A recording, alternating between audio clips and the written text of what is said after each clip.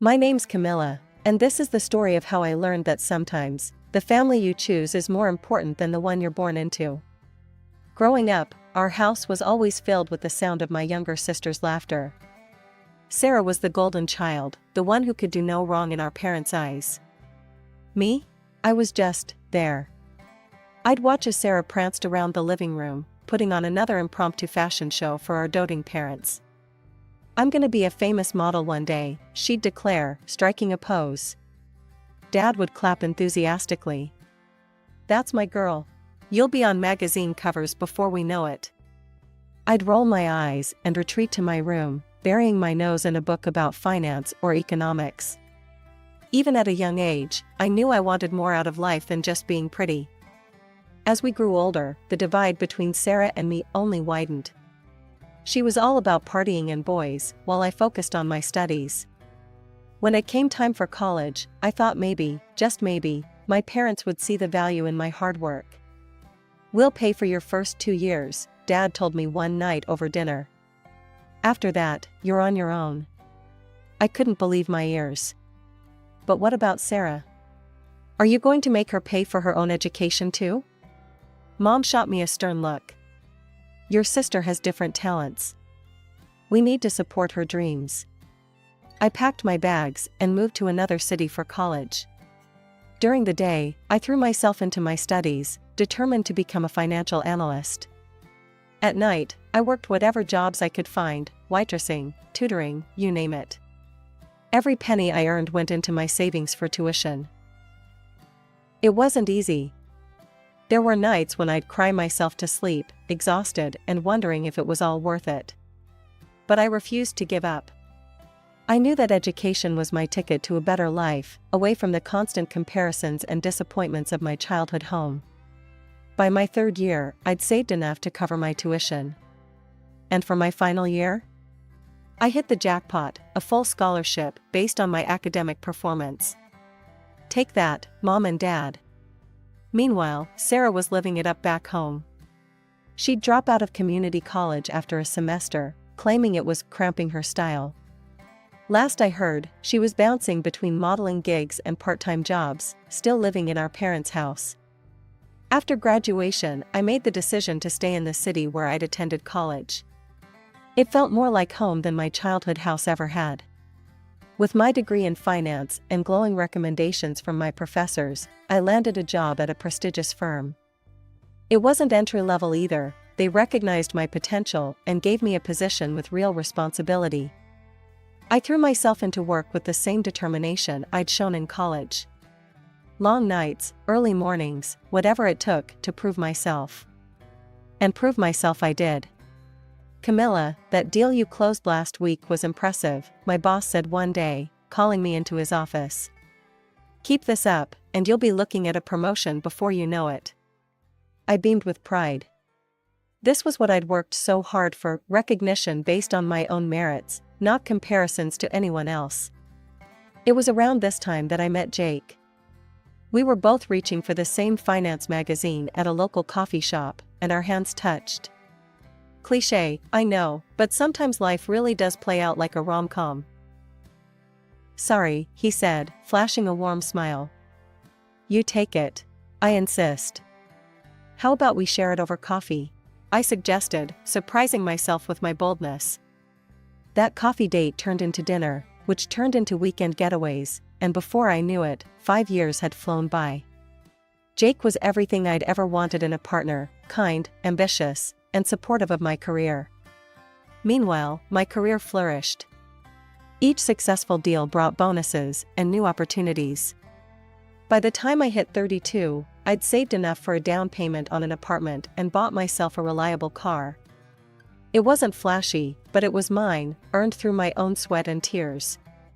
One night, over a homemade dinner in my apartment, Jake got down on one knee. As he slipped the ring on my finger, I couldn't help but think how different my life was now compared to my childhood. Here was someone who loved me for who I was, not who he wanted me to be. We decided to save up for a big wedding. After all, we'd both worked hard to get where we were, why not celebrate in style? I wanted to be perfect, I told Jake one evening as we scrolled through wedding websites. A day that shows how far we've come. Jake squeezed my hand. Whatever you want, love. You deserve it. I threw myself into wedding planning with the same enthusiasm I'd shown in my career. I subscribed to bridal magazines, joined online forums, and created mood boards. Every spare moment was spent dreaming up our perfect day. Meanwhile, life back in my hometown hadn't changed much. Sarah was still living with our parents, now with a baby in tow. The father, some guy she'd dated for a few months, had disappeared as soon as he'd heard the news. "Your sister needs our help," Mom said during one of our rare phone calls. "It's not easy being a single mother." I bit my tongue, holding back the retort that Sarah had made her own choices. Instead, I simply said, "I'm sure she'll figure it out." "That's the problem with you, Camilla," Mom sighed. "You've always been so cold towards your family." The accusation stung, but I refused to let it get to me. I'd spent too many years trying to win their approval. Now, I was focused on building my own life, my own family with Jake. One ordinary Tuesday, as I was reviewing some financial reports at work, my phone buzzed with an email notification. The sender's name made my heart skip a beat, Sarah. With a mixture of curiosity and apprehension, I opened it. What I saw made my blood run cold. It was a scanned copy of our parents' will. As I skimmed through the legal jargon, one fact became crystal clear: Sarah was the sole heir to everything our parents owned. My hands shaking, I dialed my mother's number. She picked up on the third ring. "Mom, what's this will Sarah sent me?" I demanded, trying to keep my voice steady. "Why am I not included?" There was a pause on the other end of the line. When she spoke again, her tone was defensive. "Camilla, you're doing well for yourself. You have a good job, an apartment, a car. You don't need our money." "That's not the point," I argued, my voice rising.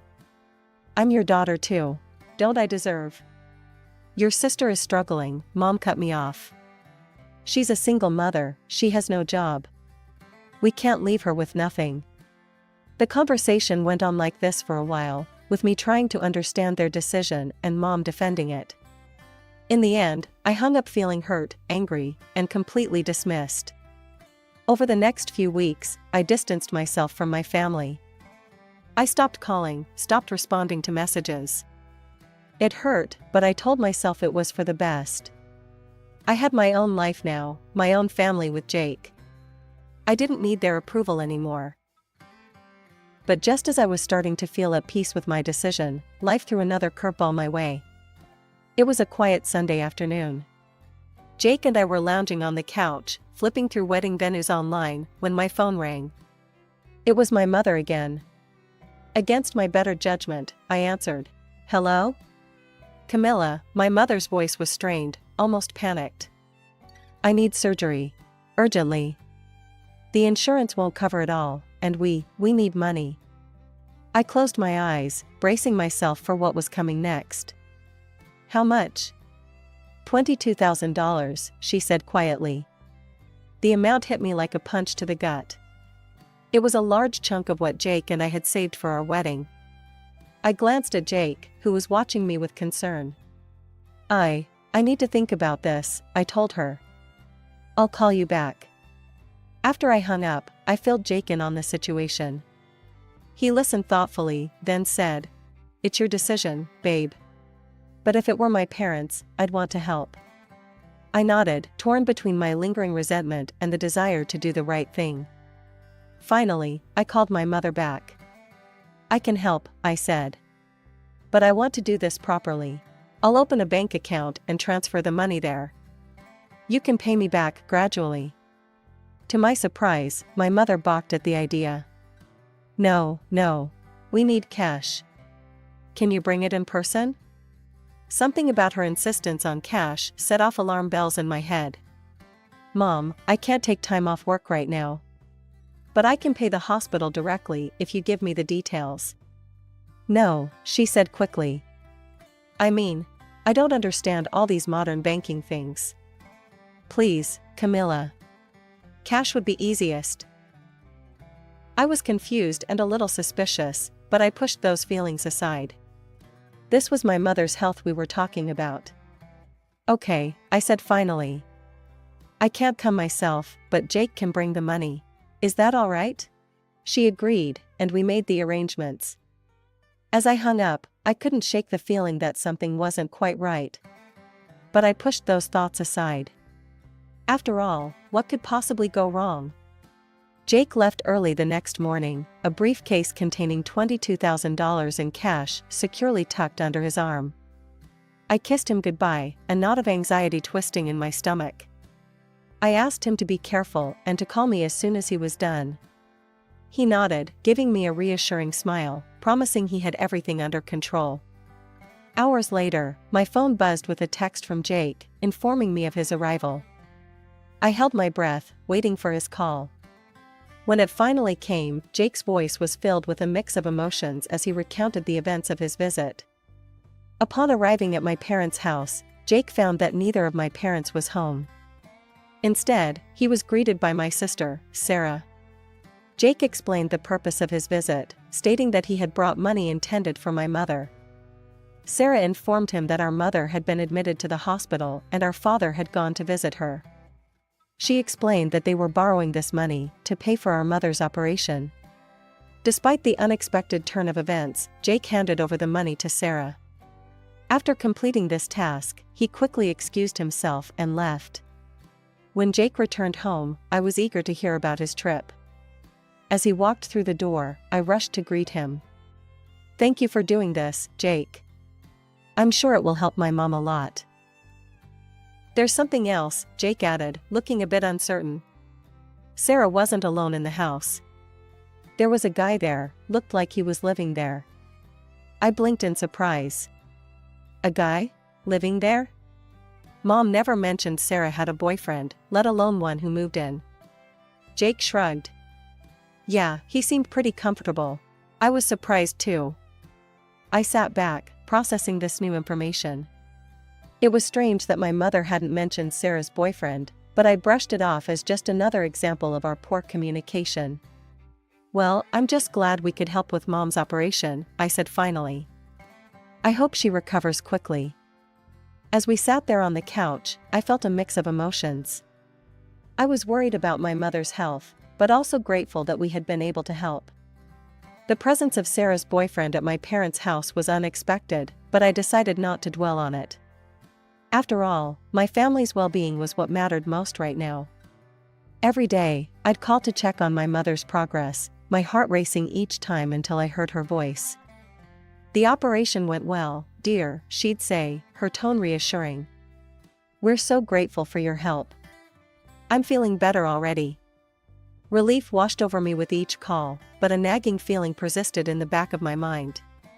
Something felt off, but I couldn't quite put my finger on it. A month passed, and I decided it was time to see for myself how my mother was doing. I took some time off work and made the journey back to my childhood home. When I arrived, I was surprised to find my mother already up and about, looking normal. There were no visible signs of her recent surgery, no hints of the illness that had allegedly threatened her life just weeks ago. "Mom," I started, hesitantly. "How are you feeling after the operation?"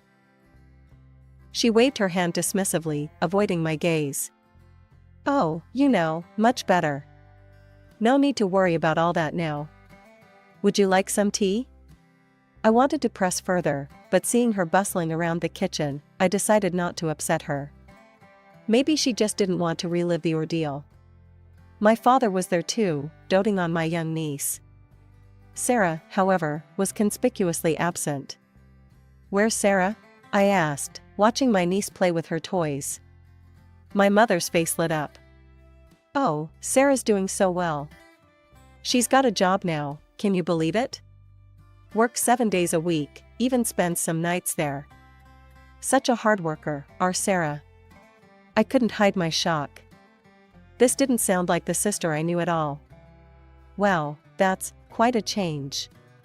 People can surprise you," my mother said, a strange smile playing on her lips. "I spent 2 days with my parents, playing with my niece, and trying to reconnect with my family. But something felt off. There was an undercurrent of tension, whispered conversations that would stop when I entered the room. Finally, it was time for me to head back home. As I drove, my mind wandered, trying to make sense of the strange visit. On a whim, I pulled over at a rest stop and decided to check social media. I hadn't bothered in a while, given how distant I'd become from my family. As I scrolled through Sarah's profile, my heart stopped. There, in vibrant color, were photos of my sister in a white gown, beaming next to a man I recognized as the one Jake had seen at the house. The caption read, "Just married. Thanks Mom and Dad for the amazing wedding and dream honeymoon." The pieces suddenly fell into place with sickening clarity. The money, the rushed need for cash, the evasive answers about the operation. It had all been a lie. My vision blurred as the reality of the situation hit me. Without thinking, I flung open the car door and stumbled out, gasping for air. The cool breeze did little to calm the storm of emotions raging inside me. Betrayal, anger, hurt, they all swirled together as I leaned against my car, trying to steady myself. With shaking hands, I pulled out my phone and dialed my mother's number. Each ring felt like an eternity until finally, she answered. "Camilla? Is everything all right?" Her voice was casual, as if nothing was wrong. "Mom," I managed, my voice trembling. "I need you to be honest with me. What happened to the money we sent for your operation?" There was a long pause on the other end of the line. When she spoke again, her tone had changed. "Camilla, you have to understand. There was no operation. We gave the money to Sarah for her wedding." The confirmation hit me like a physical blow. "How could you?" I whispered. "Your sister finally met a good man," my mother explained, her voice taking on a defensive edge. "We couldn't leave her without a proper wedding gift. This was her chance at happiness." Tears streamed down my face as I spoke. "Do you have any idea how hard I worked for that money? How many nights I stayed up, how many weekends I gave up? Jake and I were saving that for our own wedding." There was a moment of silence before my mother responded, her voice cold and indifferent. "You're smart, Camilla. You can always earn more." Her callous response sparked a fire of anger within me. "I want the money back," I demanded. "All of it, now." To my shock, my mother laughed. It was a harsh, mirthless sound that sent chills down my spine. "Oh, Camilla," she said, her voice dripping with condescension. "You can't prove you gave us any money." "What?" I gasped. "Jake brought it to you. He gave it to Sarah." "Did he now?" My mother's voice was sickeningly sweet.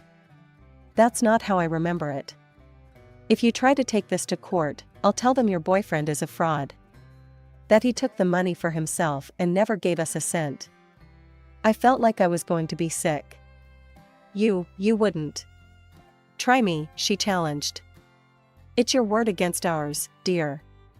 And let's face it, who would believe the daughter who's barely spoken to her family in years over her poor, struggling sister and her devoted parents?" Before I could respond, the line went dead. I stared at my phone in disbelief, my mother's words echoing in my ears. The depth of their betrayal was staggering. Not only had they lied to me, stolen from me, but now they were threatening to paint Jake as a criminal if I tried to get the money back. I slumped against my car, my legs no longer able to support me. How had it come to this? My own family, the people who were supposed to love and support me unconditionally, had manipulated and betrayed me in the worst possible way. I stumbled through our apartment door, emotionally drained and still reeling from the conversation with my mother. Jake was there in an instant, concern etched across his face. "Camilla, what happened?" he asked, guiding me to the couch. Through tears, I recounted everything, the wedding photos, the phone call, my mother's cruel words and threats. Jake listened intently, his arms around me, providing silent support. When I finished, Jake took a deep breath. "I had a feeling something wasn't right about that whole situation," he said softly. "That's why I took some precautions." Jake stood up and retrieved his laptop. "I bought a hidden camera before I went to your parents' house," he explained. "I had a hunch we might need proof of what happened." My eyes widened as Jake pulled up a video file. There on the screen was Jake, handing over the cash to Sarah.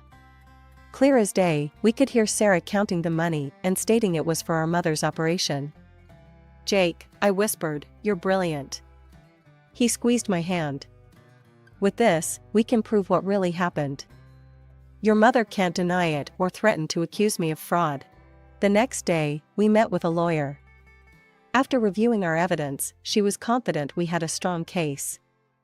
"It won't be a quick process," she warned us. "These things take time. But with this video, I believe we'll win." As we left the lawyer's office, Jake turned to me. "You know, we don't have to put our lives on hold while this plays out," he said. "Why don't we get married now?" I looked at him, surprised. "But what about the big wedding we were planning?" Jake shook his head. "That doesn't matter. What matters is us, starting our life together. We don't need a lavish party for that." Over the next few weeks, we planned a small, intimate ceremony. It wasn't the grand affair we'd originally envisioned, but as I stood there, exchanging vows with Jake surrounded by our closest friends, I realized this was perfect. There was a noticeable absence, my family. I hadn't called them, hadn't told them about the wedding. As much as it hurt, I knew it was for the best. As Jake and I shared our first dance as a married couple, I felt a weight lift off my shoulders. Yes, there was still a legal battle ahead, and the pain of my family's betrayal was still fresh. But here, in this moment, surrounded by people who truly loved and supported me, I felt hope for the future. Months passed, and our lawsuit against my mother finally went to court. As we presented our evidence, including Jake's video recording, I could see the shock and disbelief on the judge's face. My mother's attempts to paint us as liars crumbled in the face of irrefutable proof. The day the verdict was announced, my phone rang. It was my mother. "How dare you," she hissed, her voice dripping with venom. "After everything we've done for you, this is how you repay us? You ungrateful child." I remained silent as she ranted, listing off every perceived sacrifice they'd made for me growing up. Her words, once capable of cutting me to the core, now felt hollow. "I hope you're happy," she spat. "As of this moment, you are no longer my daughter. You're dead to me." The line went dead before I could respond. I stood there, phone in hand, feeling a mix of pain and, surprisingly, relief. The court ordered my mother to repay the $22,000. I later learned she had to take out a loan to cover it. Life moved on. Jake and I focused on our careers and our life together, leaving the drama of my family behind. But news still trickled in through mutual acquaintances. Sarah's marriage, it seemed, was far from the fairy tale she'd envisioned. She and her husband stayed with our parents, turning the house into a constant party zone. Neighbors complained about the noise and drunken behavior. It all came to a head when Sarah's husband, in a drunken rage, tried to kick my parents out of their own home. The police were called, and the ugly truth of their situation was laid bare for all to see. The final straw came when Sarah lost custody of her daughter due to her negligent behavior. My parents, finally seeing the destruction Sarah had wrought, kicked her and her husband out. They took in their granddaughter, determined to give her the stable home Sarah couldn't provide. Just when I thought that chapter of my life was closed for good, my phone rang with a familiar number. Against my better judgment, I answered. "Camilla?" My mother's voice was softer than I'd heard it in years. "I miss you." I said nothing, waiting for the other shoe to drop. It didn't take long. "We need your help," she continued. "With raising your niece. It's hard, and we're not as young as we used to be." As she spoke, a sense of déjà vu washed over me. History was indeed repeating itself. Where once they'd favored Sarah over me, now they were trying to rope me into caring for her child. "I'm sorry," I said, my voice firm. "I can't help you." "But she's your niece," my mother protested. "Don't you care about family?" I took a deep breath. "My niece is innocent in all this, and I hope she has a good life. But you haven't changed. You're still trying to use me to fix your mistakes." "I won't do it. Don't call me again." I hung up and immediately blocked her number, along with those of my father and Sarah. As I set the phone down, I felt a weight lift off my shoulders. Jake found me on the balcony later that evening, staring out at the city lights. "Everything okay?" he asked, wrapping his arms around me. I leaned back into his embrace. "Yeah," I said, surprising myself with how much I meant it. "I think it finally is." We stood there in comfortable silence, watching the world go by. I thought about the journey that had brought me here, the pain, the betrayals, the hard lessons learned. But I also thought about the strength I'd found, the love I'd built with Jake, and the life we were creating together.